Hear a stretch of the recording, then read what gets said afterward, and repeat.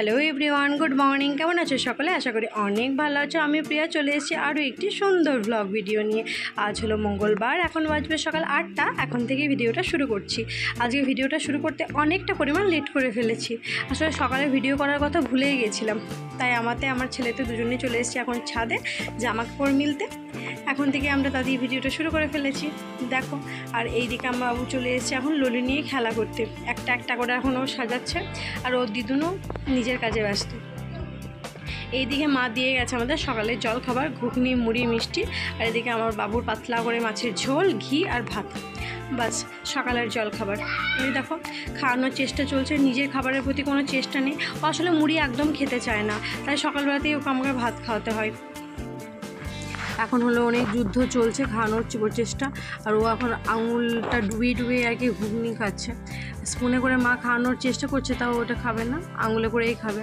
তো দেখো আঙুলে একটু চেটে চেটে করে ঘুগনি খাচ্ছে, আর আমি এদিকে ভাত মাখছি ওকে খাওয়ানোর জন্য।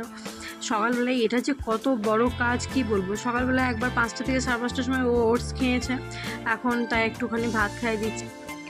মা খাবার দাবার খেয়ে নিচে চলে এসেছে রান্না করার জন্য। ওই দেখো বসে বসে উনুনে রান্না করছে, আর ভাত রান্না করছে। এদিকে সবজিপাতিও সব কেটে রেডি করে রেখেছে।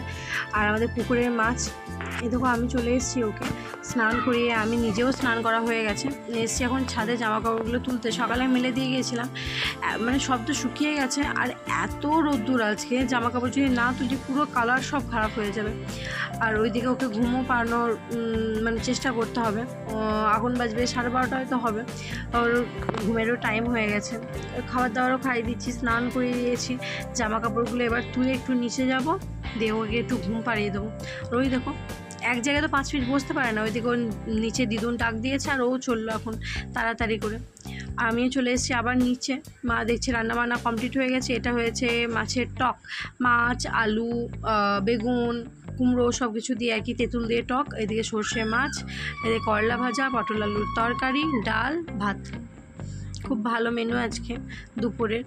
আর আমি ভাবলাম হয়তো এই ঢাকনা দেওয়া আছে, এতে কিছু আছে, তারপর খুলে দেখছি না, ফাঁকা।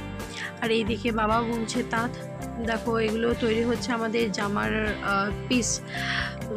খুব সুন্দর কালার, এটা এক একটা এক এক রকম কালার হচ্ছে আর কি। এই এখন দেখছি এই কালার হচ্ছে তুতে কালারে। আর এইদিকে মাও আমাকে দিয়ে দিয়েছে খাবার।